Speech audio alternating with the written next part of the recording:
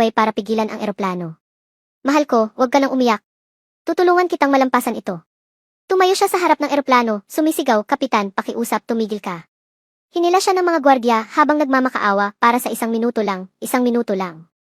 Habang hinihila siya pabalik, bumulong siya kay Truong, "Mahal ko, huwag kang mag-alala sa akin. Bumalik ka ng ligtas sa Korea, okay?" Nanginginig ang kanyang boses. "Alam kong hindi ako ang tipo mo. Alam kong hindi ako nakapag-aral ng mabuti. Alam ko na sa iyong paningin, ako ay isang hangal na batang babae lamang. Pero kapag kasama kita, para akong isang marupok na maliit na damo.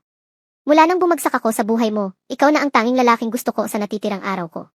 Manatili ka sa akin magpakailanman." Isinuot niya ang singsing sa daliri nito. "Ano, opisyal na nagde-date na ngayon?" Nang hilahin siya ng mga gwardya, natigilan si Truong. Nang sa wakas ay isigaw niya ang pangalan niya, agad siyang nagliwanag. "Mahal kita. Ngayon ang unang date natin." Sa pagkapanik, hinugot niya ang singsing. Hindi. Hindi kami nagde-date. Pero nagawa na ng tadhana ang pagpili nito.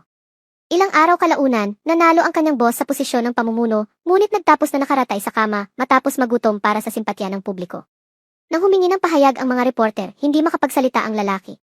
Si Truong ang nag-translate. "Wala akong ginawa," ang sabi ng boss. "Salamat lahat kay Kalihim Truong." Nahiya ako sa kung paano niya ako pinaganda ang pagkakarinig. Agad na natumba ang kanyang boss.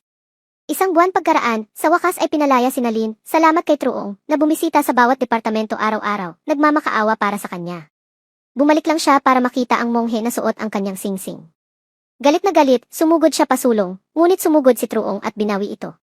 At sa wakas, naging tunay na magkasintahan na sila. Bumalik ang monghe sa espiritual na pagsasanay na nagbigay ginhawa sa puso ng kanyang ina. Gumaling si Du Chayan at nakahanap ng trabaho sa isang travel agency. Magkasama, binisita ng 3 magkakaibigan ang libingan ni Junmin. Sinubukan ng monghe na umiyak, pero walang luhang tumulo. "Masyado nang matagal," bulong niya. "Hindi niya gugustuhing umiyak tayo." Humihip ang hangin sa matataas na damo na para bang nakangiti pa rin ang kanilang kaibigan. Sa isang lugar sa itaas, natapos ang kanilang kwento. Nagtapos dito ang kwento ng 4 na batang lalaki na naghawakan sa isa't isa sa gitna ng takot, sakit at tawa. Ang kanilang unang paglalakbay ng magkasama ay naging higit pa sa bakasyon. Ito ay naging isang paglalakbay ng pagtanggap, pagpapatawad, at paglago sa pamamagitan ng pagdadalamhati.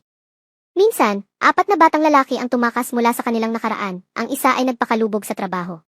Minsan, 4 na batang lalaki ang tumakas mula sa kanilang nakaraan, ang isa ay nagpakalubog sa trabaho, ang isa ay naghanap ng kanlungan sa pananampalataya, ang isa ay nahulog sa kabaliwan, at ang isa naman ay hindi na nagkaroon ng pagkakataong tumanda. Sa huli, magkasama silang naglakad pasulong. Nakaligtas sila sa bago. Ibahagi ang iyong mga saloobin sa mga komento.